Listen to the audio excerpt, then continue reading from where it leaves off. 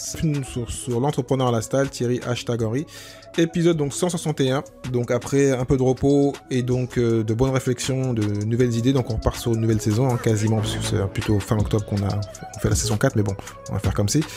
Donc 161 épisodes. J'ai donc une entrepreneuse qui a mis du temps à devenir entrepreneuse, donc elle va me donner plein d'exemples. Donc elle connaît donc bien sûr elle-même les excuses que font la plupart des entrepreneurs. Donc on va parler d'entrepreneuriat et parler donc des différentes excuses que les gens sortent en général quand ils veulent ne pas entreprendre ou trouver des excuses. Tout d'abord, on va remercier les sponsors et ensuite on va parler donc d'entrepreneuriat. Dropeasy, c'est l'e-commerce pour tous sans les soucis de l'e-commerce classique. Plus besoin d'avoir du stock ou de faire des colis.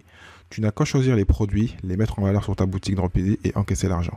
Même si tu n'y connais rien en e-commerce ou en marketing, pas de souci, Dropeasy a été créé pour que tu puisses te lancer rapidement et facilement. Lance-toi dans le dropshipping de qualité avec Dropeasy. Ils ont des partenariats avec des fournisseurs européens et des produits de grande qualité. C'est pour cela qu'ils t'offrent une formation complète. Il te suffit de tester gratuitement pendant 14 jours aujourd'hui avec le lien suivant: thierry-henry.fr/Dropeasy. thierry-henry.fr/Dropeasy. De retour donc après avoir remercié les sponsors. Donc j'ai aujourd'hui comme invité donc Alexia Colson du Parchi, qui était une ancienne avocate d'affaires et qui a écrit donc l'année dernière de l'art d'envoyer valser sa carrière. Donc ça tombe bien dans le sujet. Et donc elle a son site donc brightbrandco.com. Donc bright comme bright, brand avec un S à la fin, co.com.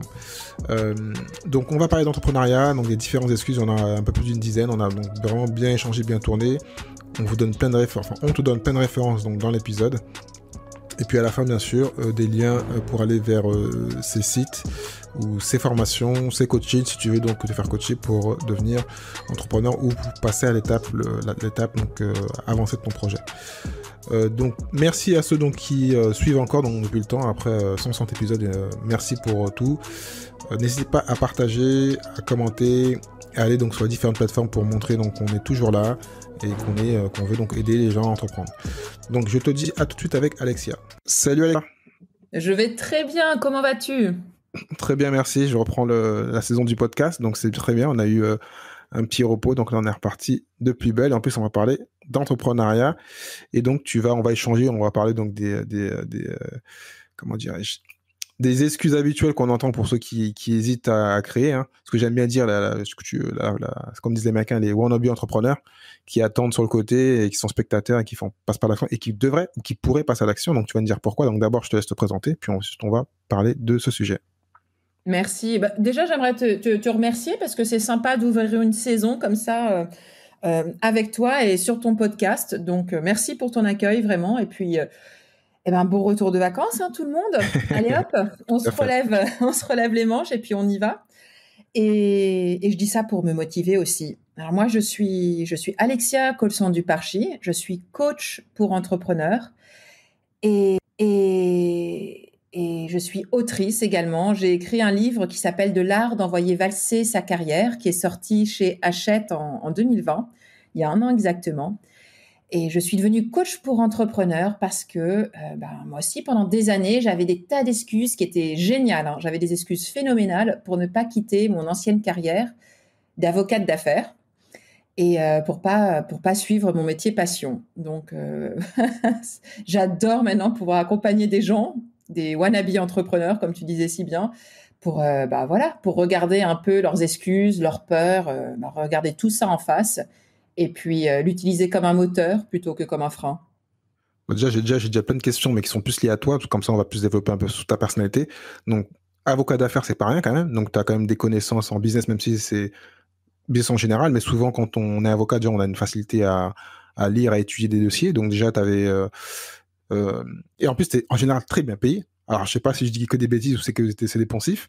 Je vais aussi traduire rapidement le wannabe entrepreneur, c'est je veux être entrepreneur. Souvent, les Américains se moquent des gens qui veulent juste être, qui disent qu'ils veulent être, mais qui ne font jamais rien. Donc, je suis pas méchant, mais bon, il y en a plein, malheureusement. Donc, on va tenter de vous aider à avancer. Donc, oui, excuse-moi, je t'ai coupé. Donc, l'avocat d'affaires, c'est pas rien quand même. Oui, alors avocat d'affaires, c'est pas rien. Ça use un petit peu avant l'âge. Ouais. J'étais avocate d'affaires internationale en plus. Donc, wow. J'ai fait mes études en France et puis je les ai finies au Canada, à Montréal. Et j'avais aussi bénéficié d'une année d'échange Erasmus. Donc, j'étais partie une année en Irlande. Enfin, bref, ça m'avait donné tout ça, une appétence. Ça m'avait donné envie d'aller travailler à l'étranger. Puis, toujours un peu le rêve que tu as, tu sais, quand tu as 20 ans, tu te dis, mais ça va être tellement plus cool ailleurs, loin de chez moi, loin de la France, loin de Paris. Et voilà, donc j'ai eu cette chance. Au Canada, j'ai tellement aimé que j'y suis restée. Je suis devenue avocate là-bas. Donc, j'étais avocate en Amérique du Nord. Mais bon, Montréal, c'est pas tout à fait. En plus, tu as dû repasser le diplôme, je crois, non? J'ai dû repasser un diplôme, bien sûr, mais qu'est-ce que tu veux? J'étais tombée amoureuse. Parce que j'avais entendu ça dans un reportage, parce que c'est un reportage sur Montréal, et qui disait que quand tu avais le diplôme en France, il faut quand même le repasser au Canada, même si techniquement c'est la même langue, je sais pas. D'accord, ok, ouais. Donc très motivé, quoi. D'accord. Les équivalences, très motivée, parce que j'étais folle amoureuse, comme je te disais, et que mon amoureux ne voulait pas venir habiter en France, que moi, je ne voulais pas aller le rejoindre en Afrique du Sud, son pays d'origine. Donc, le Canada, c'était notre pays neutre. Voilà, donc super motivation, évidemment, le cœur. Très bon moyen de rester sur place, devenir avocate, travailler dans un grand cabinet américain ou nord-américain. Et ça a été le début de ma carrière, donc d'avocate d'affaires. Carrière que j'ai choisie finalement par défaut, tu vois, parce que qu'est-ce que tu fais quand tu as fait des études de droit, que tu t'en sors bien? Ben, tu suis l'autoroute, quoi, donc tu deviens avocate. Ouais, mais t'aurais pu faire du pénal ou d'autres trucs qui sont aussi bien, mais bon, un peu différents. Ah oui, mais... tout à fait. Mais pour ça, il faut avoir une vraie passion, tu vois, il faut avoir une vraie motivation. Moi, ce que j'avais en tête, c'était de revenir en Europe et défendre la culture française. Tu vois, on était en 2001, hein, je date un petit peu. Donc, c'était la grande époque voilà, on parlait beaucoup de culture, de l'exception culturelle française. Et puis, bah, mon plan de rester au Canada a tout changé. Et j'ai fait comme 90% des étudiants en droit, je suis devenue avocate d'affaires, business. Et puis, ça marchait plutôt bien. Et puis, tu sais, comme tu disais tout à l'heure, on gagne bien sa vie, hein, c'est pas du tout impulsif. Tu gagnes bien ta vie, mais aussi tu travailles nuit et jour. Hein. Donc, au prorata, c'est pas la meilleure carrière à faire pour se faire de l'argent. Est-ce que tu as appris beaucoup avec parce que souvent, tu vois des dossiers, tu vois des choses un peu spécifiques, et donc est-ce que c'est quelque chose qui t'a aidé à passer, parce que il y a deux choses qui peuvent se passer dans ton cas. Soit tu gagnes trop bien, tu dis ben non, j'ai pas à les risquer à devenir entrepreneur, c'est stupide. Je gagne assez pour faire de l'investissement ou pour mettre de côté un peu c'est à la retraite. Je vais mettre de côté 40%, 50% de ce que je gagne et j'aurai un truc pas mal quoi dans 10-15 ans. Où je me lance parce que j'ai des compétences, j'ai vu plein d'entrepreneurs, bon j'ai vu qu'ils peuvent souvent se casser la gueule, mais moi j'ai un peu de connaissances en droit et un peu en business, donc je peux y aller. Alors évidemment, tu te doutes bien que la réponse, c'est un mix de tout ça. Parce que tu gagnes bien ta vie, mais t'es pas non plus banquier d'affaires, tu vois. Tu gagnes bien ta vie, mais t'es collaborateur, t'es pas associé encore. Avocat, tu gagnes bien ta vie quand t'es associé de façon générale. Moi, j'étais petite collaboratrice. Entre-temps, un cabinet de Londres m'a fait venir à Londres. Et puis après, je suis partie à Abu Dhabi pour un autre cabinet. Donc finalement, moi, c'est pas la profession en elle-même qui m'a donné l'occasion de transformer ce que je faisais de devenir entrepreneur. C'est les rencontres que j'ai fait autour de ce métier. Tu vois, c'était les personnes pour qui je travaillais, qui étaient évidemment des créateurs d'entreprises. Mais alors eux, c'était pas de la TPE, hein, on parlait de grands groupes. Mais le type de dossier que je traitais, j'étais appelée à voir des gens qui étaient vraiment à la tête de l'entreprise, ou carrément les fondateurs, donc c'était passionnant. Donc c'était pas vraiment le dossier que je traitais, c'était vraiment l'humain, les personnes que je rencontrais. Et puis le fait, voilà, de partir vivre à Londres, ensuite de partir vivre à Abu Dhabi, d'avoir à recréer à chaque fois tout mon réseau, tout mon cercle d'amis, tout mon réseau professionnel. Hein. Tu rencontres des gens, tu sors vachement, tu leur poses des questions. Et c'est là que j'ai découvert que j'avais vraiment une passion pour l'humain. En fait, j'aime les histoires des gens, j'aime quand ils me disaient qu'ils avaient envie de faire tel truc ou tel truc, mais tout d'un coup, je me transformais en fan numéro 1, en ambassadrice de leur projet. Enfin, ça me motivait beaucoup plus que le dossier en lui-même. Donc là, c'est pas pour rien que t'es devenu coach, on va dire. Là, on fait un grand bond, mais... J'ai découvert que, en fait, j'aimais ça. J'avais cette curiosité et que j'avais envie de les motiver.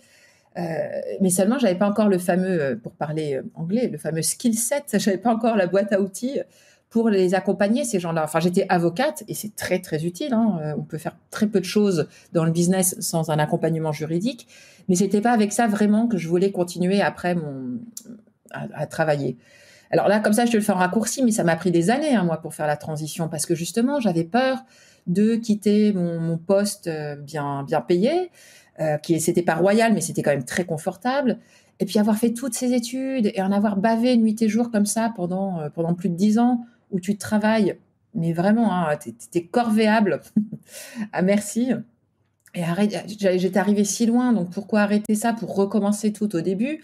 Enfin, tu vois, là, on arrive en plein dans le sujet de notre conversation d'aujourd'hui, c'est ces excuses. Ce que je me dis, que j'avais plein de questions à te poser, mais je me dis, est-ce qu'on saute maintenant ou est-ce qu'on met à part c'est ton show, vas-y. Donc, non, parce que là, tu vois, bon, allez, on va rentrer dedans, mais directement, parce que là, tu as dit plusieurs choses et qui sont en général dans les 10-15 raisons de base. Donc, on a parlé un peu de sa situation.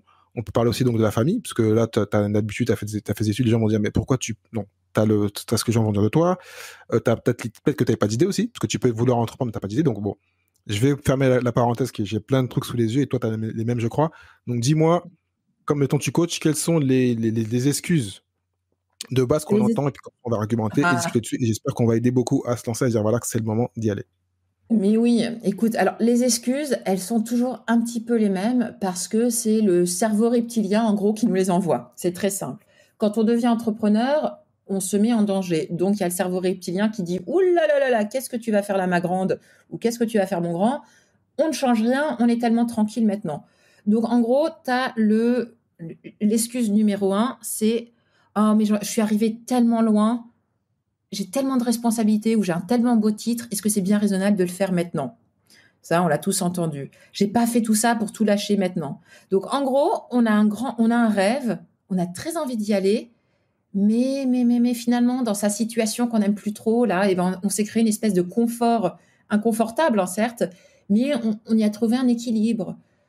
Donc oui, on a des rêves, oui, on sait qu'on peut faire des tas de choses, on a une ambition, on a un potentiel à accomplir, mais finalement, est-ce bien raisonnable? Pour vous la faire courte, c'est un peu l'équivalent d'être pas très heureux en couple, mais bon, on connaît bien Bobonne ou on connaît bien monsieur. Bon, allez, c'est plus la passion, c'est plus le grand amour, mais on n'est pas non plus trop malheureux, ça pourrait être pire, donc on reste.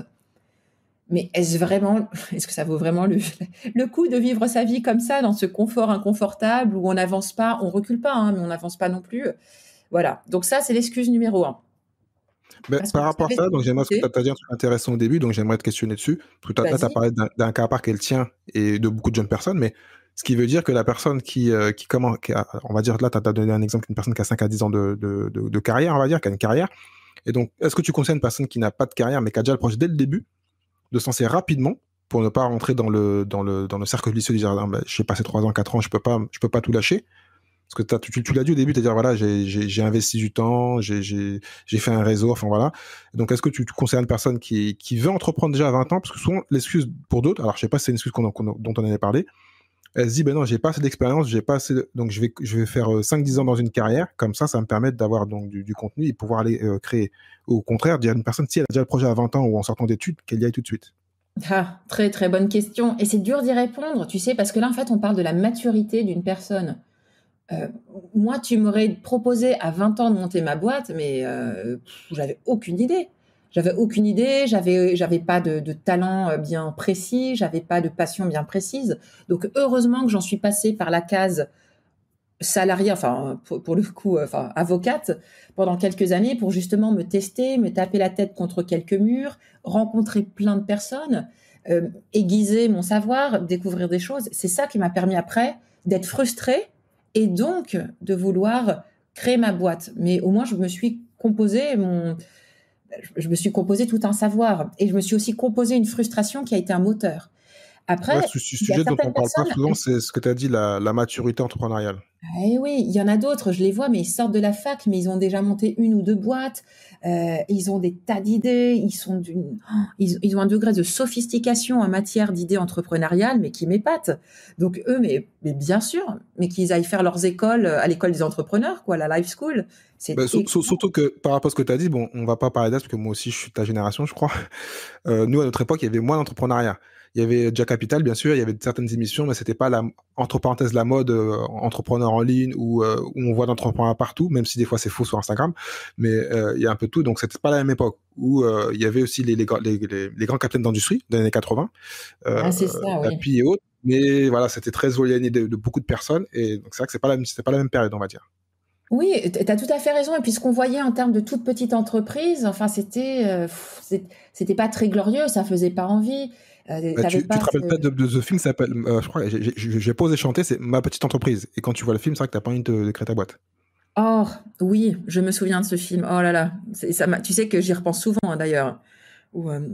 Quel excellent film, mais qui fait flipper parce qu'on voit, c'est ça, tout le revers de la médaille. Hein, ça, être entrepreneur ou solopreneur, ça peut être très très glorieux pendant les bons moments, mais quelquefois on se retrouve tout seul au rame, et ça peut être très dur. Oui, Ma Petite Entreprise ne connaît pas la crise aussi, l'excellente chanson. Voilà, on est vraiment de la même génération, je crois, toi et moi. et ça, vraiment, c'est au cas par cas. Mais en tout cas, il n'y a pas de secret, il va falloir se tester, que ça soit dans le cadre du salariat, que ça soit en profession libérale, que ça soit en gros pour travailler pour quelqu'un d'autre ou pour travailler pour vous. La super idée qui va faire de vous un futur fleuron de l'industrie française n'arrive pas forcément là tout de suite. Et c'est génial d'ailleurs de pouvoir tester ces idées. C'est ça qui vous permet d'évoluer. Donc, il ne faut pas en avoir peur. Là, directement, tu as posé un autre sujet, merci. Donc, je n'ai pas d'idée. Ça, c'est aussi une des excuses. Donc là, on t'a parlé en fin de compte avant, donc on a parlé donc de oser quitter sa carrière. Et souvent aussi, un truc qui revient, c'est je n'ai pas d'idée. Est-ce que ça vaut le coup? Est-ce que c'est une excuse qui est valable? Alors ça, c'est un début de projet. C'est-à-dire que, bon, t'as pas d'idée, mais en fait, t'as quoi? T'as plus envie de rester salarié, t'as envie de plus de flexibilité. En fait, plutôt que de se concentrer sur ce que tu ne sais pas, que je recommande, moi, c'est de se concentrer sur ce que tu sais. Donc, est-ce que tu as envie de quitter le salariat parce que tu veux de la flexibilité? Ok, mais il y a certains postes on peut peut-être passer un temps partiel, on peut peut-être faire un bilan de compétences. Voilà, il n'y a pas besoin de tout abandonner là tout de suite si on n'a pas d'idée. La mise en danger n'est pas bonne pour tout le monde. Hein. C'est pas parce qu'on quitte tout et qu'on se met en danger que l'idée fulgurante qui va faire de vous un succès dans la quinzaine va apparaître. Non, il n'y a pas de baguette magique. Hein, ça, il faut. Et pourtant, je suis coach intuitive. Enfin, je crois énormément à la force de l'intuition. Mais la mise en danger n'est pas forcément la façon d'y arriver. Donc, ce que je recommande à ce moment-là, c'est faire une enquête. Excuse-moi, j'ai parlé en même temps que toi. Non, c'est moi. Je te rassure, ils sont habitués, je coupe souvent. Je te laisse continuer. Oui, ce que je disais, à ce moment-là, c'est intéressant de se concentrer sur soi. Donc, pourquoi on a envie de faire quelque chose? Quand on converse avec d'autres personnes, qu'est-ce qui revient souvent comme thématique? Quel est le genre de personne que vous admirez? En fait, regardez ce qui vous motive, ce qui vous stimule. Et puis, petit à petit, là, comme ça, en affinant votre recherche, enfin votre analyse, vous allez voir le type d'entrepreneur qui vous stimule vachement. Est-ce que c'est plutôt des entrepreneurs en ligne? Est-ce que c'est plutôt des gens qui ont créé leur boîte seuls ou qui ont, je sais pas, qui sont dans le leadership, qui ont créé une grosse boîte avec 20 personnes? Est-ce que c'est de rester en France? Est-ce que c'est de partir à l'étranger? Enfin, il y a plein de questions comme ça à vous poser en observant les gens qui vous donnent la niaque, les gens qui vous donnent envie. Donc là, inspirez-vous des autres. Voilà. Non pas pour vous dire « Oh là là, mais moi jamais j'y arriverai ». Non, au contraire, pour ouvrir vos horizons. Voilà. Et puis vous notez, mais tiens, chez lui, quand j'ai lu sa biographie, ce qui m'a intéressé, c'était, je sais pas, pensant à Bill Gates, grand exemple, et ben c'est le fait qu'il ait tout monté dans son garage là, et puis il y a été à l'huile de coude, il a été parlé à son entourage pour avoir des investissements. Voilà, notez ce qui vous inspire. Et petit à petit, vous allez avoir des facteurs qui reviennent assez souvent et qui vont en dire long sur vous, sur ce qui vous motive, sur ce qui vous anime, sur ce qui peut créer les pierres ou les fondations de votre futur projet. Mais ça peut prendre 6 mois, comme ça peut prendre 2 ans. Donc, faites-vous aider. Le bilan de compétences, si vous êtes salarié, c'est en partie finançable par vos points de formation continue. Votre entreprise peut difficilement vous le refuser. Donc, puis ça envoie des signaux à votre entreprise qui sont pas forcément négatifs. Et tout quitter le salariat n'est pas forcément la solution. Il y a des postes très intéressants en entreprise. Voilà. Surtout parce que tu dis que j'ai fait l'interview, alors je me rappelle plus malheureusement qui, où on parlait de ça, c'est que des fois en plus dans les entreprises, surtout dans les grosses, il y a des business qui sont laissés, donc on peut les récupérer, si bien sûr on est dans cet esprit-là, ou sinon on est dans un business, on voit un manque et que le business ne veut pas, enfin l'entreprise ne veut pas aller dans ce marché-là. Ça, c'est aussi donc une idée, aller dans un marché qu'on connaît parce qu'on est dedans, mais c'est délaissé par la concurrence et par même après faut voir si bien sûr c'est rentable, hein, et donc aller dessus. Et donc par rapport à ce que tu parlais de Bill Gates, et ça m'a fait rappeler, parce que j'aime bien, il y a un podcast qui s'appelle Business War, guerre de business, où ils parlent un peu de l'histoire de Bill Gates, et ils en parlent de plein d'autres, hein. Et donc souvent ça donne des idées parce que on montre, c'est souvent 6 épisodes, comment les boîtes commencent, et souvent en plus par rapport encore pour aller sur l'idée de je n'ai pas d'idée, donc souvent des boîtes commencent par une idée, mais comme elles sont dans le domaine, elles font pas de l'itération, mais souvent, en fin de compte, elles ont un plan et souvent, le plan n'est pas suivi et elles changent d'idée. Donc, elles commencent par un business et en fin de compte, le business se transforme et on passe à autre chose parce qu'on est dans le bateau et puis voilà, il faut juste pivoter, comme on dit. Et donc voilà, l'idée, c'est bien, mais c'est pas tout. Il faut quand même exécuter. C'est bien d'avoir une idée, mais il faut aussi, avec tout ce que tu as dit, à un moment, débuter et ensuite rebondir comme entrepreneur. C'est pas toujours comme on en veut et ensuite, il faut savoir rebondir et changer. Ah, mais complètement. Ah, de toute façon, la flexibilité, c'est l'ami numéro 1 de l'entrepreneur, hein. Tout à fait. Et je ne connais personne autour de moi ou des gens que j'accompagnais qui ait réalisé l'idée exacte qui était sur le papier à l'origine. On a tous évolué, et pour le mieux, hein. On a grandi avec notre idée, on a été plus téméraire, on a eu plus d'audace, on a su recruter aussi les bonnes personnes, on a rencontré un client ou une cliente qui fait que on a été encore plus loin, quoi. Et c'est génial. Et c'est génial. Moi, j'appelle ça l'aventure entrepreneuriale. Tu vois, c'est une aventure. Tu pars le sac au dos et t'y vas. Eh bien, en plus, ça tombe bien que tu parles de ça, parce que là, on va rebondir sur l'idée qui était donc je n'ai pas d'idée. Et souvent, une qui est liée à ça, c'est d'attendre le bon moment ou d'avoir l'idée parfaite. Est-ce qu'il faut, à un moment, quand on est vraiment prêt? Ah, j'adore celle-ci. Voilà. Alors moi, je l'appelle le syndrome du « Ah, attends, je finis d'écrire mon livre et puis je contacte les éditeurs ». En gros, on attend que tout soit parfait, que tout soit fini pour se lancer. Alors, non, ça ne marche pas. Alors là, bon, je suis bien évidemment une femme, mais je suis également une mère de famille et j'ai eu mes enfants sur le tard. Pourquoi ? Parce que j'avais tendance à vouloir attendre que tout soit parfait dans ma vie pour avoir mes enfants. Donc, je pense que si à un moment, mon homme m'avait pas dit « Tu veux pas qu'on les fasse maintenant ?» J'aurais facilement attendu d'avoir 85, 90 ans, que tout soit parfait dans ma vie pour me lancer dans... Donc, l'entreprise, c'est pareil. Il y aura jamais de moment idéal. Vous aurez jamais assez d'économies. Il y aura jamais pas de crise financière autour de vous. Parce que ça, je l'entends souvent, hein. Ah non, mais je peux pas me lancer là, c'est la crise. Voilà, donc ça, c'est lié. N'attendez pas d'avoir l'équipe de choc, les associés parfaits, le business plan qui défrise, l'idée que personne n'a jamais eu dans le monde avant vous, le site internet parfait, le branding, les cartes de visite, pour commencer à vous lancer. Non. On se lance et on construit petit à petit. OK ? Sans ça, vous allez passer à côté. Surtout comme on se parlait en off, ça c'est vraiment aussi un avantage par rapport à ce que je disais, nous qui sommes un petit peu plus âgés que d'autres. Donc, c'est que sur nos 30 ans qu'on a actuellement, on est dans une période où on peut se permettre plus facilement de créer en garde son boulot. À l'époque, moi j'ai commencé dans le dur avec une marque de vêtements et aussi donc j'avais 3 agences immobilières. Je peux pas, c'est compliqué d'avoir un business en dur et d'avoir un business à côté. C'est possible, hein, mais c'est compliqué. Maintenant, avec tout ce qui est en ligne, on peut garder son boulot, son CDI ou son CDD et le soir prendre 1, 2, 3 heures pour travailler, et qu'avant c'était moins différent. Donc techniquement, on peut même dire qu'il n'y a plus d'excuses pour créer une boîte quand on veut créer en ligne ou quelque chose qui ressemble à quelque chose qui est en ligne. Absolument. Tu as tout à fait raison de le rappeler. Et c'est une question d'organisation, enfin de volonté bien sûr, et d'organisation.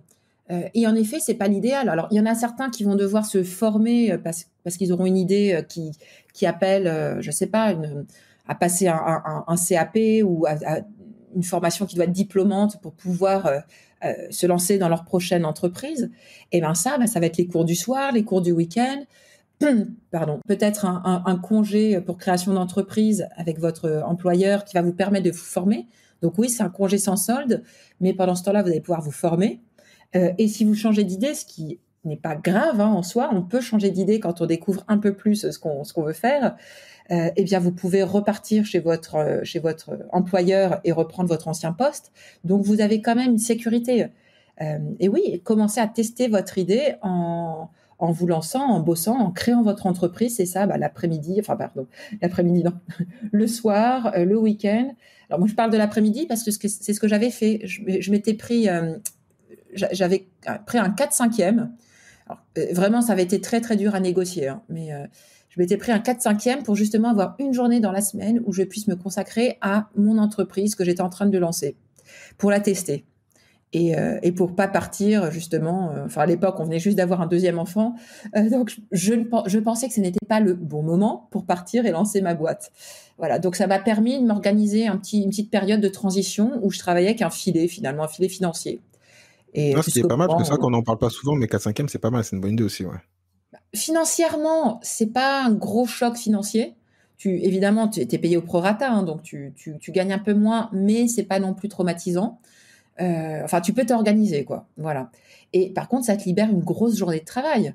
Donc, si tu arrives à combiner 2-3 heures de boulot très tôt le matin, moi, c'était plutôt ça, plutôt que tard le soir, très tôt le matin, plus une journée que pour ton projet, mine de rien, ça te permet de développer ta clientèle, ça te permet de faire ton benchmark, ça te permet de te former, ça te permet de te faire les dents, en fait.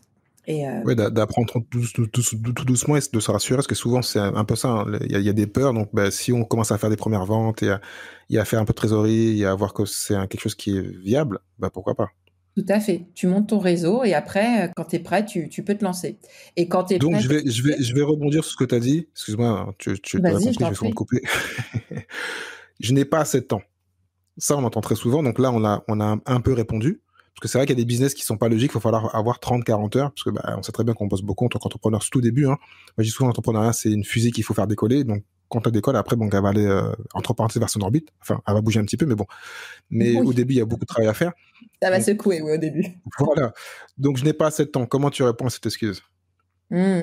Alors là, moi, je réponds à ça par une analyse concrète. Ok, donc tu n'as pas assez de temps. Tu as besoin de combien de temps, très concrètement? Tu en as à quel stade? Tu vois, c'est ce qu'on se disait là. Est-ce que tu en es au stade de faire ton benchmark, de faire une formation en parallèle? Est-ce que tu es en train de recruter? Tu en as à quel stade? Tu as besoin de combien d'heures par semaine? Ensuite, alors là, c'est l'ancienne avocate obsédée par le temps et les heures facturables qui parle. Eh bien, tu analyses ta semaine, jour par jour.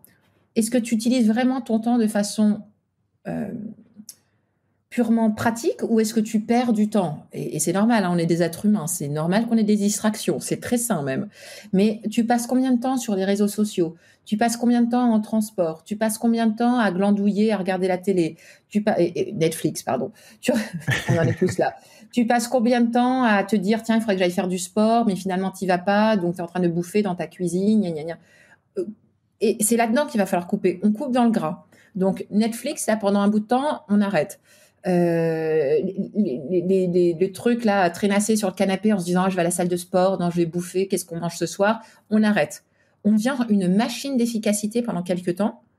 Parce que si votre projet là, vous l'avez vraiment dans les tripes, eh ben, vous allez trouver du temps pour ça. Donc le temps de transport pour aller à votre travail salarié, eh ben, essayez de négocier un télétravail, non pas pour faire le boulot pour votre projet à la place de votre boulot professionnel, non.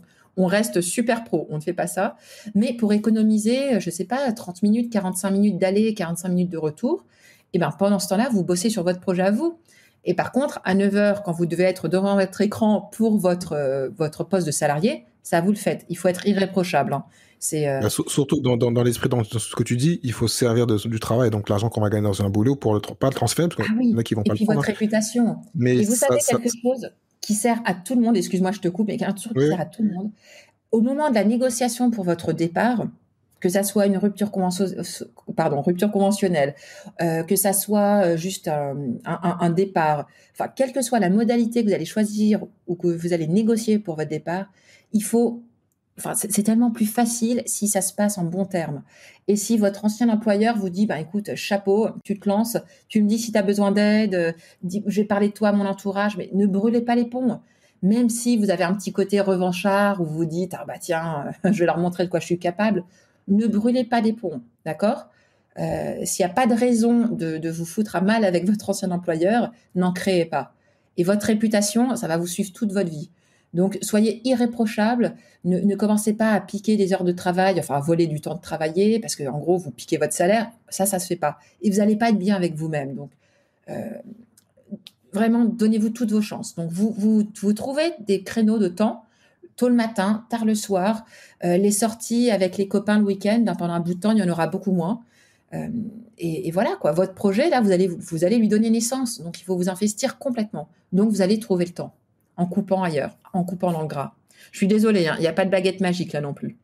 Non, mais je pense que si la personne est réellement motivée en tant qu'entrepreneur, je pense qu'elle aura compris. Ouais, donc en fait, moi, j'ai un truc qui était intéressant sur ce que tu as dit. Tu as parlé donc des heures de ton travail. Donc, c'est vrai qu'en général, la moyenne de chaque personne, c'est environ 5 à 10 heures de transport par semaine. Donc, déjà, c'est un temps assez important. Mais j'aimerais revenir parce que moi, ça m'arrive malheureusement en 2016, je crois. J'ai fait une rupture conventionnelle. Ça s'est très mal passé. Moi aussi, j'ai gagné au prud'homme un an après. Bon, j'ai récupéré un peu Ah oui, d'argent. ça a été jusqu'au prud'homme. Ah oui, effectivement. Voilà. Et donc, c'est vrai que il faut savoir bien négocier, partir comme il faut. Mais est-ce que dans ces cas-là, parce que c'est pas bien ce que je veux dire, mais je vais aller dans le sens de l'employeur. Souvent, les employeurs vont préférer que tu démissionnes, comme ça leur coûte rien. Et donc là, bien sûr, ils vont être bons amis avec toi. Est-ce que tu essaies quand même de récupérer un peu d'argent en faisant une rupture? Parce qu'en rupture, tu récupères légalement de l'argent. Mais est-ce que le côté négociation reste en bon terme et partir en donnant de l'argent, comment tu négocies ça? Alors, idéalement, tu pars en bon terme avec une rupture conventionnelle. Ça, Ouais, c'est mais tu sais très l'idéal. bien que voilà, certaines boîtes sont pas très correctes et elles veulent gratter un peu Oui, partout. non, Et... mais c'est sûr que c'est pas toujours évident, hein. Euh, et alors, moi, ce que j'aime bien, c'est impliquer. Quand vous avez une idée qui est vraiment précise, vous savez où vous voulez aller après, commencez à en parler aux personnes qui font preuve d'intelligence humaine dans votre entreprise, qui ne sont pas forcément les responsables des relations humaines, hein, d'ailleurs. Mais voilà, des supérieurs qui, vous savez, auront envie de soutenir votre projet en interne. En interne, ça veut dire quoi? C'est-à-dire qu'au moment de votre départ, ils vont dire au reste de l'équipe du leadership, on va dire, bah, écoute, celui-ci ou celle-ci, il va être démotivé, ça sert à rien qu'on lui mette des bâtons dans les roues, il y a un projet d'entreprise, faisons en sorte que ça se passe bien. Ça ne veut pas dire que ça va être le tapis rouge qui va être déroulé pour une rupture conventionnelle. Quelquefois, ils ne peuvent pas parce qu'il y a eu trop de départs dans la même année et que d'un point de vue légal, ça serait très difficile pour eux. Et quelquefois, en effet, ils n'ont pas envie de débourser quoi que ce soit pour vous aider. Donc là, ils vous disent, écoute, tu as envie de partir, bah, tu démissionnes. Donc là, c'est pas évident. Moi, ce que je vous suggère, en bonne ancienne avocate, c'est d'aller voir un avocat en droit social, en droit du travail.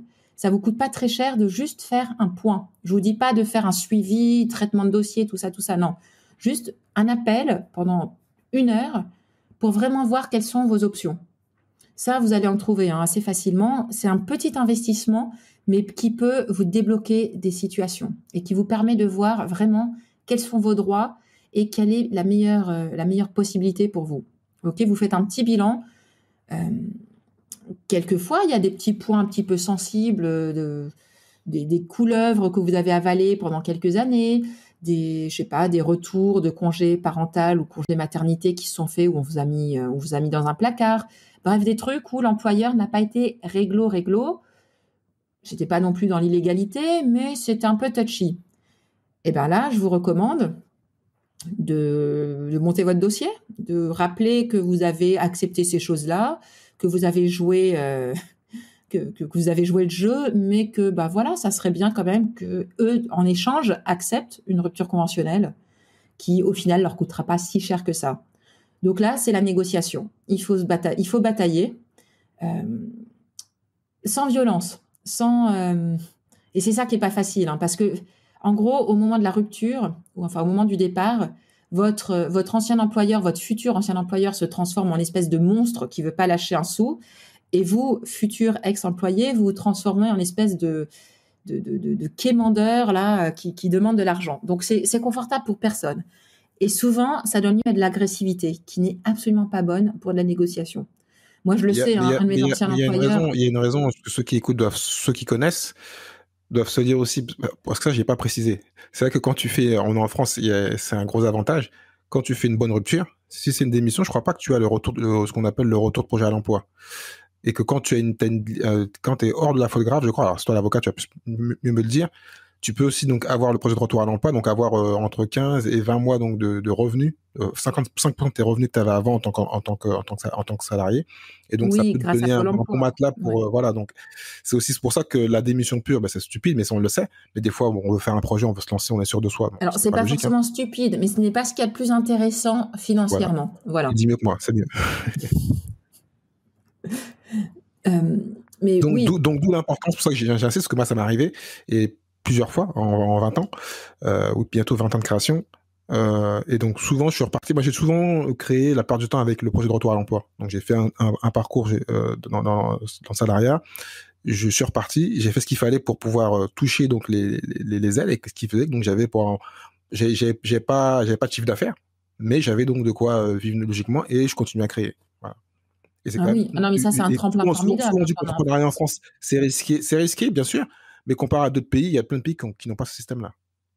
Ah, mais tu sais, moi, je me suis retrouvée sans emploi en Angleterre au moment de la crise financière de 2007, la crise des subprimes. Et bah, moi, j'étais jeune avocate dans la finance à Londres. En gros, mon poste a sauté en même temps que les grandes banques là qui tombaient comme des mouches les unes après les autres. Ben moi, mon poste a sauté. Je me suis retrouvée du jour au lendemain sans boulot, dans une économie complètement en crise et sans l'équivalent de Pôle emploi, avec un loyer qui tombait tous les 15 jours là-bas, parce que Londres, c'est super cher. Ouh, t'as Oui, très très chaud. pour Hein. avoir vécu, ouais, ça doit pas être une situation facile, ouais. Ouais, donc ça, en France, c'est incroyable ce qu'on a comme possibilité. Hein. Donc, en effet, si possible, faites tout pour la négocier. Mais enfin, mon conseil numéro un, c'est négocier sans agressivité, ok? Parce que ça ne marche jamais. Et puis c'est mauvais, ça, vous allez vous coller un ulcère. Et si vraiment, même après avoir fait un point avec un avocat en droit d'affaires, pardon, en droit du travail, vous voyez que ça va pas être possible, eh ben partez la tête haute, mais avec un projet qui sera bien prêt, ficelé aux petits oignons.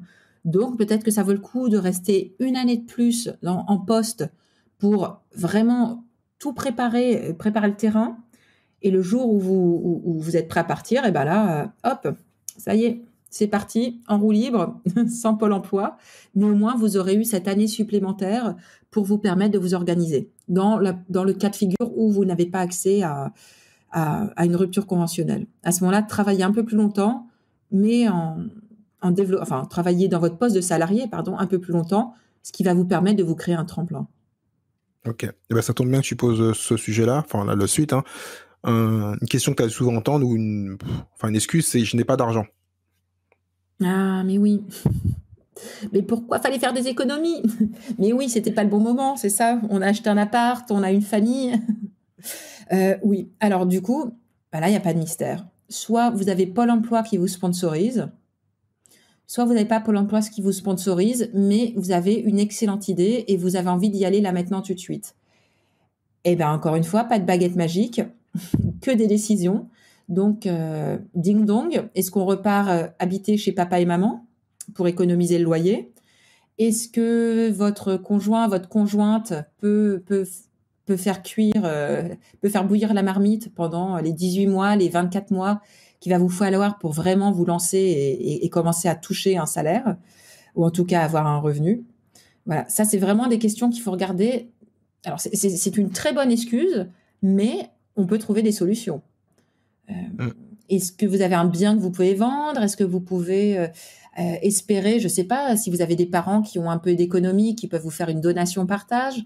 En gros, il faut ravaler sa dignité. C'est ça aussi, hein, l'entrepreneuriat. C'est pas tout le temps les moments où on est le plus digne. Mais Mais si on est bizarrement, vraiment motivé, eh ben, ce sujet donc on dit qu'on n'a pas d'argent, parce que pendant que tu parlais, j'ai pensé à ça, c'est que souvent, ça nous oblige à être créatifs, parce que c'est vrai qu'un entrepreneur, souvent, enfin, la plupart des boîtes ferment à cause des problèmes de trésorerie.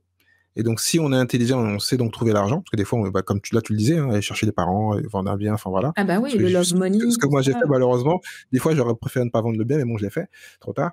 Mais ça nous permet d'être créatifs et de chercher l'argent, parce que en tant qu'entrepreneur, en plus de chercher des clients, et les clients, c'est de l'argent directement, même si c'est peut-être pas bien le dire comme ça, mais donc de trouver des moyens de créer de la trésorerie, donc soit en faisant un découvert, mais c'est pas bien aussi, Ben oui, soit des fois tu peux économiser? se faire payer d'avance par des clients, ça peut être aussi intéressant. Enfin, il y a plein de sujets, mais ça nous permet d'apprendre à être créatif, parce que l'argent, on en aura toujours besoin, parce que c'est le nerf de la guerre. Donc si on a du profit, de l'argent, on a un business. S'il n'y a pas d'argent, il n'y a pas de business. Donc, Exactement. Mais là, ce que tu me dis, c'est pour la personne qui a déjà son entreprise. Mais quand il s'agit de se lancer et vraiment de se serrer la ceinture avant de justement avoir ses premiers clients qui vont vous permettre de vous rembourser ou de rembourser votre entourage qui a pu vous faire une avance, le fameux love money. Après, vous pouvez envisager une petite levée de fonds. Il y a plein de plateformes en ligne maintenant qui aident à soutenir des projets. Mais c'est très dur de faire ça quand on a un projet qui en est à ses balbutiements. Ça se fait quand on a quelque chose qui est déjà un petit peu rodé. J'ai fait un épisode dessus, donc je mettrai le lien de l'épisode où, pareil, on parle donc des différents moyens d'avoir de l'argent, et plutôt intéressant, un épisode qui a bien marché. Et donc, oui, tout à fait. Et c'est vrai que, comme tu disais, il y a un cas à part entre si on a déjà créé ou pas encore créé, mais bon, dans tous les cas, voilà, on en revient toujours à la même chose en tant qu'entrepreneur. Mais là, si vous en êtes au stade du wannabe, et voilà, si vous avez pas d'économie, mais que vous voulez vraiment, vraiment, vraiment, vraiment vous lancer, va falloir embarquer l'entourage proche dans votre projet d'une façon ou d'une autre, sans forcément leur faire les poches, mais comment est-ce qu'ils vont pouvoir vous aider à économiser de l'argent ou à en faire? Est-ce que c'est des petits boulots en attendant, je sais pas, quelqu'un qui a besoin de vous 2 jours par semaine, ça vous fait un petit revenu et puis en même temps, ça vous laisse plein de temps pour votre boîte. Voilà, il va falloir être couteau suisse. Ça, et c'est excitant aussi, parce que vous savez pourquoi vous faites. Ça va aussi faire travailler. Donc, l'une des compétences les plus importantes en tant qu'entrepreneur, c'est de vendre. Donc, vendre son projet, se vendre soi et dans le bon sens, parce qu'il y en a qui en France, des fois, ont un mauvais, le mot vendre a une mauvaise connotation. Donc, non, il faut savoir vendre et vendre ses projets. Et donc, on en revient à une autre question qu'on peut se dire. Je pense pas qu'on entende souvent, mais personne ne comprend mon projet. C'est-à-dire que tu vas présenter tes projets. Qu'est-ce que tu réponds à la personne qui dit que personne ne croit en son projet n'est pas viable? Alors ça, c'est pas évident. Hein. Parce que est-ce que personne ne comprend le projet? Est-ce que c'est parce que c'est tellement technique que le commun des mortels n'a pas les connaissances pour le comprendre? Ou est-ce que personne ne comprend le projet parce qu'il n'y a pas de marché? Parce que la personne, en gros, a 50 ans d'avance sur le marché ou juste a fait une fixette obsessionnelle sur un truc qui ne va pas aboutir. Donc là, une petite étude de marché, en général, auprès de vos clients cibles, moi je trouve que il n'y a rien de tel pour vous donner une idée concrète de si vous avez un marché ou si vous n'en avez pas. Parce que parler de votre super projet ultra technique, ultra pointu à votre cousine pendant les vacances, à vos potes qui n'ont pas fait les mêmes études que vous, qui comprennent rien, ça, c'est pas une étude de marché, ok? C'est pas du tout représentatif. Donc, vous ciblez 15, 20 personnes qui représentent vraiment les gens à qui vous voulez vendre votre projet ou votre futur produit. Et c'est eux que vous allez questionner. Alors, vous leur faites un petit questionnaire sympa, qui leur prend pas trop de temps. Vous leur proposez quelque chose en échange. Vous voyez, alors est-ce que ça sera une réduction sur votre produit il faut qu'il y ait une monnaie d'échange. Il faut que ça soit attractif pour eux de prendre du temps pour répondre à votre questionnaire. Et puis, vous testez. Alors là, comme d'habitude, vous ravalez votre fierté. Il n'y a pas d'ego. Dans l'entrepreneuriat, l'ego, on le fout dans sa poche, d'accord? Vous le gardez pour quand vous écrirez votre biographie dans 30 ans en expliquant votre succès. Là, vous y allez et vous testez le projet. Posez les questions aux personnes cibles. D'accord? Pas à papa, maman, pas à la famille, pas aux potes. Vos cibles. Et là, vous allez voir. Vous allez avoir vos réponses. Je ne sais pas ce que tu en penses, toi. Ce que j'en pense, en fin de compte, ça m'a encore, le jour, ça m'a pas fait penser à d'autres questions. Et il y a un sujet qui est lié à ce que tu dis. C'est, comme tu dis, il faut pas avoir d'ego, mais souvent, les gens vont avoir peur et ils ne savent pas vendre. Et ce qui va venir, c'est j'ai peur d'échouer et j'ai peur des répercussions, parce qu'il va falloir en parler à la famille, à des proches, peut-être, comme tu disais tout à l'heure, aux gens autour du boulot. Donc, les gens pensent déjà à l'échec, ils n'ont même pas commencé. Donc, comment tu réponds à ces personnes qui au lieu donc de se dire, je vais tout faire pour que ça réussisse, ils disent, ah non, j'ai peur d'échouer, j'ai peur des répercussions, si ça marche pas, comment je reviens dans le monde du travail, enfin, plein de questions qui n'ont pas de sens, parce qu'en fin de compte, ils n'ont rien fait encore. Voilà. Alors ça, je le connais très bien parce que ça a été mon grand blocage pour moi pendant des années. C'était 2 choses finalement. C'était peur de pas y arriver financièrement Et puis une autre peur qui n'est pas jolie, hein, mais qui était bel et bien là, c'est la peur du déclassement social. Oui. Alors moi, c'était d'autant plus valable que voilà, tu vois, il y avait la vie d'expatrié, un titre ronflant, et puis après tu crées ta boîte, en gros t'es plus personne. Et ben ça, c'est quelque chose que je retrouve chez beaucoup d'entrepreneurs ou de wannabe entrepreneurs, comme tu dis si bien, en me disant, bah, moi je vais y aller, mais comment je vais faire avec, je sais pas, dans un premier temps, j'aurai peut-être 25% de mon salaire, et puis à la sortie de l'école des enfants, quand je vais aller les chercher tous les jours, les gens vont penser que je suis chômeur, ils vont pas penser que je suis entrepreneur, tu vois. Ouais, je connais bien le Donc, cas, malheureusement. grosse peur d'une perte de statut social, du déclassement social. Et alors là, il y a deux choses. Surtout, en plus, excuse-moi, je te coupe encore, parce qu'on en a parlé en off ensemble, mais c'était assez important, parce que toi, tu as la chance d'avoir vécu étranger. Moi, j'ai vécu à Londres et un peu à New York, mais c'est vrai que l'échec n'est pas pareil en France et à l'étranger. C'est vrai, hein. C'est tellement vrai ce que tu dis. Nous, on n'a pas cette culture de l'échec. On a la culture du silo. Tu fais ton diplôme, tu deviens expert dans ce secteur et tu y restes toute ta vie. Et tu grimpes les échelons dans ce silo. On n'a pas du tout cette énergie de la win, là, où on peut passer d'un silo à l'autre, on suit ses passions, ses envies, les opportunités du moment aussi. Ça, justement, on voit ça comme étant très opportuniste, et c'est pas très glorieux en France. Alors qu'en effet, aux États-Unis, j'en connais tellement qui se sont plantés et qui ont pu renaître de leur cendre. Enfin, vraiment, c'est la philosophie du phénix. À chaque fois que En tu général, plantes, c'est tu plutôt bien apprends. vu sur le CV.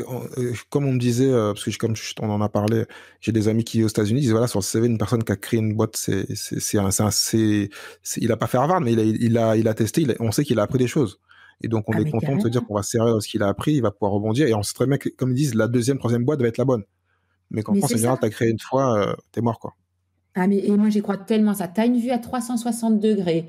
Tu, tu as appris la modestie aussi. Tu apprends à bosser, mais enfin, à avoir toute l'énergie là-dedans. Tu apprends à respecter les gens qui ont une vision aussi pour l'entreprise. Enfin, moi, les personnes que je recruterai un jour, ça sera que des anciens créateurs d'entreprise. Ça te donne enfin, c'est les MacGyver du salariat, quoi, en fait. C'est génial, des gens comme ça. Mais là, tu vois, pour en revenir aux peurs, alors, la peur du déclassement social, ça, en gros, il faut vous faire une raison. Oui, vous allez gagner moins dans un premier temps, mais pas toujours, pas pour toujours. Euh, et oui, vous aurez plus un titre ronflant si c'est ce que vous aviez, vous auriez plus cadre sup ou que sais-je encore. Mais en gros, ça impressionne personne, hein, ça déjà maintenant. Ça rassure peut-être, ça rassure papa, maman, ça rassure l'entourage, mais ça n'impressionne personne. Donc déjà, ça, vous pouvez oublier. Et surtout, c'est pas un déclassement social, en fait, c'est une décroissance. Au lieu de dépenser de la thune, de claquer du fric pour des tas de trucs qui n'ont aucun intérêt, très concrètement, de dépenser de l'argent pour vous faire plaisir parce que votre vie de tous les jours n'est pas très, très, très stimulante. Mais là, quand vous vous lancez à votre compte, vous êtes mais corps et âme dans votre projet. Et alors ça parle peut-être plus aux femmes qu'aux hommes, mais je crois même pas parce que les hommes sont très gadgets aussi, achètent de petits gadgets pour se faire plaisir. Mais là, vous n'en avez plus besoin de tout ça. Vous êtes tellement stimulé par votre boîte, par votre projet, que le petit shopping du dimanche, là, pour se sentir vivre, vous n'en avez plus besoin, hein. Donc déjà, vous économisez beaucoup d'argent. Donc c'est de la décroissance qui fait du bien. C'est pas une perte de statut social. Et Ensuite, pour surtout, les peurs... excuse-moi. Vas-y, je t'en prie. Non, je te laisse continuer, parce que j'ai raté de couper. Je te laisse continuer. Et puis moi, c'est pareil, hein. Et ensuite, pour les peurs de « Ah, mais si ça marche pas, qu'est-ce que je vais faire? Jamais je retrouverai de boulot. » Bon, alors ça, c'était ma peur numéro 1. Et il y a un moment où il faut la regarder en face, cette peur. Mais concrètement, c'est quoi là? Très, très concrètement, vous avez peur de quoi? Donc, vous avez peur de ne pas retrouver de job si jamais votre projet se plante. Bon, donc là, comme tu le disais si bien tout à l'heure, vous vous êtes même pas encore lancé. Donc, plan A, c'est quoi? Plan A, c'est que votre projet marche du feu de Dieu et que du coup, il n'y ait pas besoin de plan B. Bon, ça, c'est l'idéal. Plan B, c'est quoi? Plan B, bon, ça marche, mais finalement, ça vous plaît pas ou vous avez... C'est quoi là la peur? La peur, c'est que vous n'arriviez pas à en vivre ou que ça ne marche pas bien ou que ça vous plaise pas.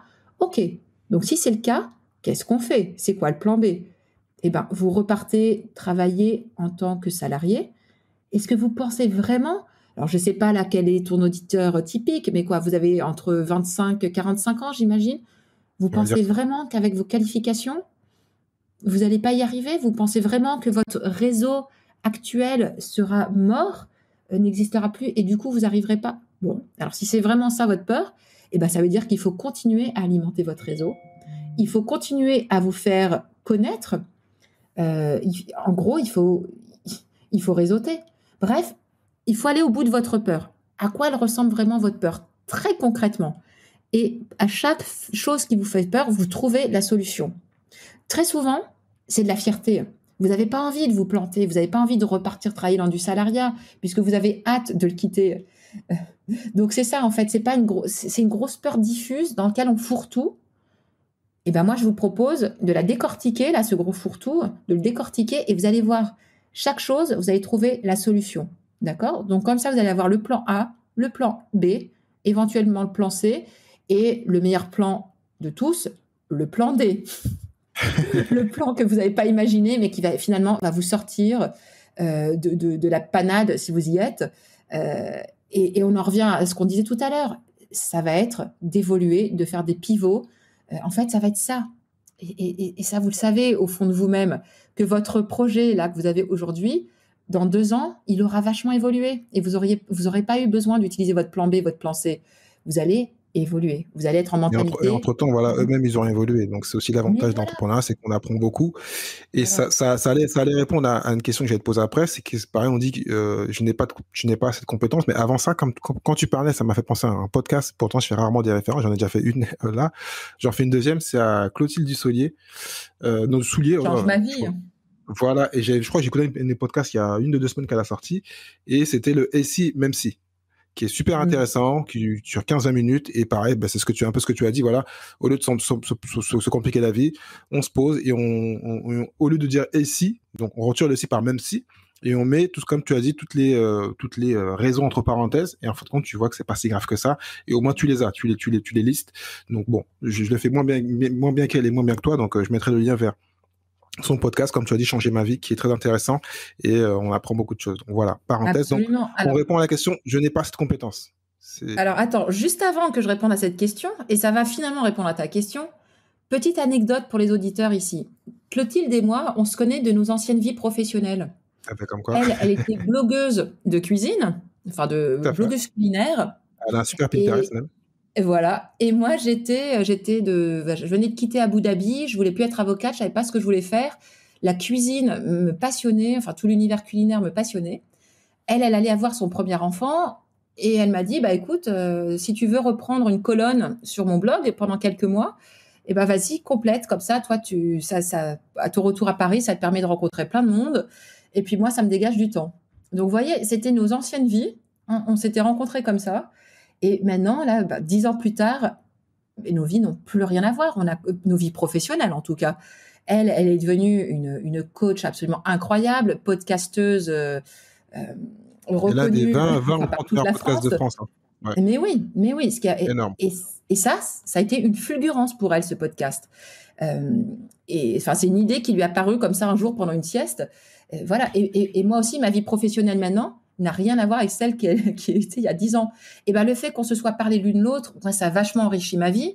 Enfin, voilà. Donc, oui, vous avez peut-être pas les compétences, vous avez peut-être pas le diplôme, mais vous allez le trouver. Donc, les compétences, ce qui est bien, c'est que ça se développe. Hein. Puis, ce qui est très, très bien, c'est qu'on est en 2021. Et qu'en 2021, vous pouvez à peu près tout apprendre en ligne. Il y a certaines choses, il vous faudra un diplôme. OK.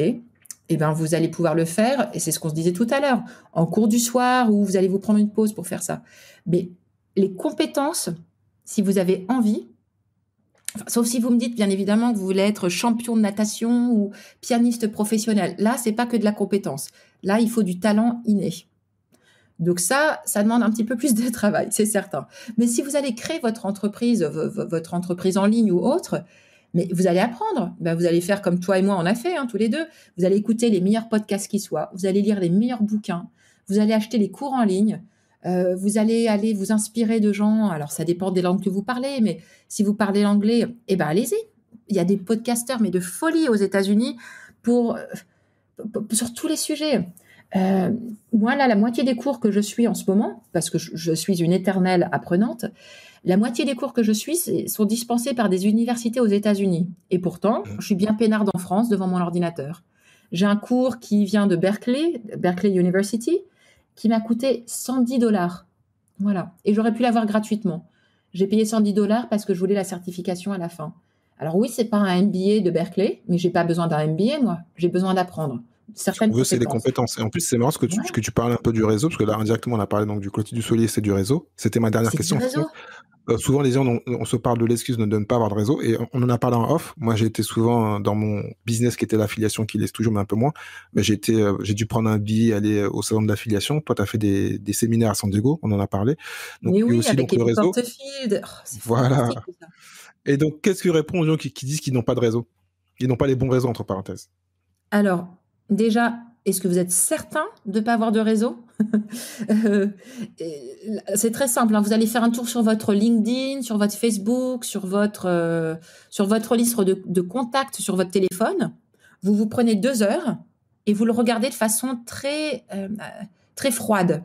Okay, moi, j'appelle ça la cartographie de votre réseau. Vous regardez les contacts. Pas de façon humaine, mais de façon horriblement calculée. Ok, telle personne, qu'est-ce qu'elle fait ? Elle est dans quel secteur, quelle industrie ? Qu'est-ce qu'elle peut m'amener pour mon projet ? Ok ? Donc ça, c'est horriblement froid, hein, mais c'est tellement pratique. Vous faites ça, vous faites le tour. Et là, après, vous vous reposez la question, est-ce que vraiment, j'ai pas de réseau ? Ou est-ce que je n'ose pas utiliser mon réseau ? Est-ce que j'ose pas parce que j'aime pas être quémandeur ? Ok, donc, soit vraiment, vous avez un réseau qui est tout nul, et ben vous allez vous le constituer. Vous allez contacter les gens qui vous inspirent, vous allez contacter les quelques personnes, alors du coup pas de votre réseau, mais vos potes, votre famille, vos collègues, vos anciens collègues, vous leur parlez du projet et vous leur demandez s'ils connaissent des personnes qui pourraient vous aider. Alors pas vous aider en vous donnant de l'argent, pas vous aider en vous apportant des choses matérielles, mais vous aider en partageant leur expérience. Ok ? Vous aider en vous mettant en contact avec quelqu'un d'autre encore. Ça marche comme ça le réseau. Ou alors, est-ce que vous avez déjà un réseau, mais vous n'osez pas l'utiliser ? Eh bien, le réseau, c'est magnifique en fait.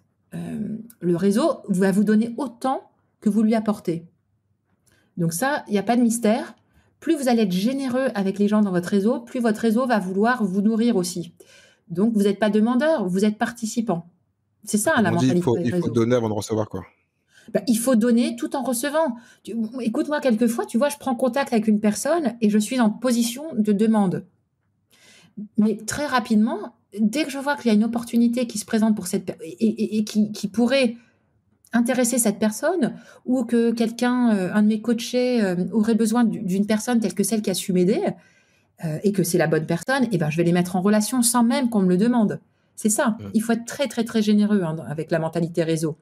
C'est même pas du retour d'ascenseur, c'est bien au-delà. Dès que vous voyez une opportunité, eh ben vous créez un pont.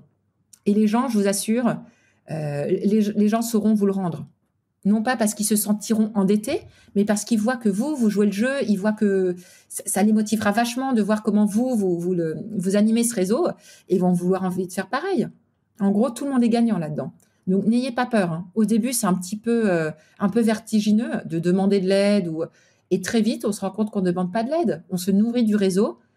Et c'est un réseau qu'on nourrit également. Donc, ravalez votre fierté. Allez-y. Allez-y. Et puis, voyez là où vous pouvez apporter de l'aide et à qui vous pouvez en demander. Dernière question. Enfin, je pensais que je n'en avais pas, mais j'en ai encore une dernière. Après, donc, j'aurai les questions que je pose à tous mes invités. Tous ceux qui disent toujours, enfin, qui se disent, il est trop tard. Voilà. Qu'est-ce que tu dis à ces personnes-là qui pensent qu'il est trop tard ? Alors, c'est quoi dans ta tête ? C'est il est trop tard parce que trop tard pour à 50 ans... Ouais, tout à fait. J'ai pas vraiment mis d'âge, j'ai fait exprès de pas mettre d'âge parce qu'après, certains se disent ça, ils ont 35 ans, donc ça n'a pas de sens. Ou d'autres à 25 ans, ou d'autres à 55 ans. Donc après, chacun a sa vision du trop tard. J'ai fini ma vie, j'ai 35 ans. Oui. Donc, vous voyez, j'en ris. Alors, j'en ris pas du tout méchamment. Hein. Je vous taquine parce que moi aussi, je me la suis tellement ressassée, celle-ci. C'était entre je suis allée trop loin pour tout quitter, et de toute façon, maintenant, sur le marché, et je me disais ça, j'avais 30 ans. Hein. Donc, là, c'est comme la vie de couple, encore une fois, mais il est jamais trop tard. Le seul moment où c'est trop tard, c'est quand vous êtes à votre dernier râle. Là, effectivement, il sera trop tard. Mais avant d'en arriver à votre dernier souffle, vous avez encore des années devant vous, d'accord? Donc, est-ce qu'il est trop tard parce que vous êtes trop proche de la retraite et vous ne voulez pas tout ficher en l'air? Ok, ça je peux l'entendre. Et bien dans ce cas-là, je vous propose la solution on baisse un peu la voilure, on se prend un petit peu de temps pour soi, pour son projet. Donc ça peut être un 4/5e, ou ça peut être une année sabbatique si vous avez l'argent mis de côté. Voilà. Si il est trop tard, parce que si je monte mon entreprise et que je me plante, je ne pourrai plus jamais retrouver du travail. Parce que à ce moment-là, j'aurai 50 ans. Alors déjà, si vous êtes expert en votre domaine, ça me semble assez peu probable. Et de toute façon, c'est pas moi qui vais avoir votre réponse. Hein. C'est vous c'est vous qui allez avoir la réponse. Est-ce que c'est une excuse que vous vous mettez là comme ça pour vous autoriser à vous pourrir la vie pendant encore 15, 20, 30 ans en attendant de plus avoir la volonté de faire autre chose? Ou est-ce que vous savez au fond de vous que c'est juste une petite excuse que vous utilisez pour reporter encore de 6 mois ou de 1 an l'inévitable? L'inévitable étant que, mais oui, bien sûr, vous allez créer votre entreprise. Tu sais, c'est ce qu'on disait tout à l'heure. Il n'y a pas de bon ou de mauvais moment. C'est juste quand vous êtes prêt, quand vous êtes démotivé dans votre emploi de tous les jours et quand vous êtes ultra motivé pour vous mettre à votre compte, eh ben c'est ça le bon moment. Et non, il y a pas de moment trop tard. Surtout si on se pose la question, moi j'aime bien je crois que c'est une citation d'un chinois qui dit que le meilleur moment c'est maintenant. Enfin, j'ai pas tout dit, j'ai oublié la partie, mais bon, je pense que je vais retrouver ça, je le mettrai dans le show note. Et pendant que tu parlais, j'ai pensé aussi à un exemple que je sors souvent, mais bon, malheureusement, même si j'aime pas leur alimentation, mais c'est très connu. Le créateur, donc Rick Rock de McDonald's, je crois, a commenté à 45 ans, à 50 ans. Il y a un super film sur lui, dont j'ai oublié le titre.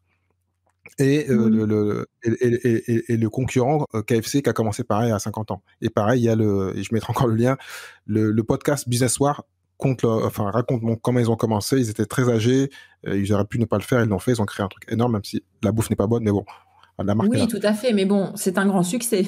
Donc, voilà, c'est des grands succès. Il y en a d'autres qui sont là, mais non, mais j'ai pas en tête d'autres. Souvent, on les sort parce que c'est vrai qu'ils sont très connus. Il y en a plein d'autres, mais ils sont moins connus malheureusement. Parce que c'est vrai qu'on aime bien parler de jeunisme quand on parle d'entrepreneuriat. On aime bien montrer les jeunes qui réussissent. Mais il y a plein de gens qui commencent très tard et qui réussissent, mais ils sont moins populaires malheureusement. Bien sûr. Écoute, moi, mon père s'est mis à son compte pour ses 50 ans. C'était son cadeau qui s'est offert pour ses 50 ans. Il a quitté un énorme groupe pour se mettre à son compte. Et 3 entreprises plus tard, là, j'ai un papa qui a 74 ans, qui voyage toute l'année, qui va entre l'Afrique du Sud, vraiment, il voyage tout le temps. Il est fringant, il a une énergie incroyable. Et je sais que le jour où il arrêtera, là, je devrais vraiment m'inquiéter parce que ça voudra dire qu'il y a un gros problème de santé ou autre. Mais il est passionné par ce qu'il fait. Donc, moi, c'est mon modèle, hein, c'est mon rôle modèle de voir ça. De se dire que tu travailles non pas par besoin, mais par passion. C'est quand même magnifique. Et en plus, ta passion te fait vivre. Donc, c'est tout bénef. Et de toute façon, l'avantage d'entrepreneuriat. Mais en plus, par rapport à ce que tu dis, parce que c'est vrai que souvent les personnes... quand tu le disais, j'ai pensé à ça quand on est âgé. En général, on peut même devenir consultant ou coach. C'est plus facile parce qu'on a 20 ans d'expérience. Mais aussi, j'ai fait un épisode en début d'année sur la reprise d'entreprise. C'est aussi pour limiter les risques et faire plein de choses qui sont liées à ses compétences. Pourquoi pas juste penser à la reprise. C'est aussi une façon d'entreprendre. Je crois qu'il y a plus de, il y a plus de 30 000 sociétés qui ferment parce qu'il n'y a pas de repreneur en France, je crois. Si je me trompe pas. Absolument. Mais tu as tellement raison de dire ça. Et là, mais tout votre réseau, toute votre expertise, les années que vous avez passées, mais vous allez pouvoir les utiliser pour avoir quelque chose qui est à vous, qui est votre propre projet.